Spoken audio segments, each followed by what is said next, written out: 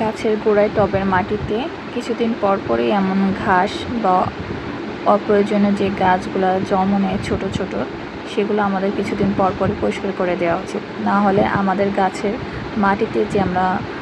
vitamin পুষ্টি উপাদানগুলো দিয়ে থাকি, জৈব সার দিয়ে থাকি বা রাসায়নিক সার যেটাই দিয়ে থাকি না কেন, এই অবাঞ্ছিত ঘাসগুলো কিন্তু সেই উপাদানগুলো খেয়ে বড় হতে থাকে, যার কারণে আমরা যে গাছটা লাগিয়েছি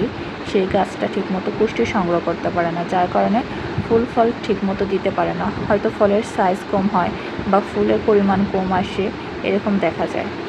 এটা প্রতিটি টবের মধ্যে এরকম হয়, কিছুদিন পর পরই এরকম ঘাসে ভরে যায়, যার কারণে আমাদের সবারই উচিত টবের ঘাসগুলো সঠিকভাবে কিছুদিন পর পরই পরিষ্কার করে দেওয়া উচিত,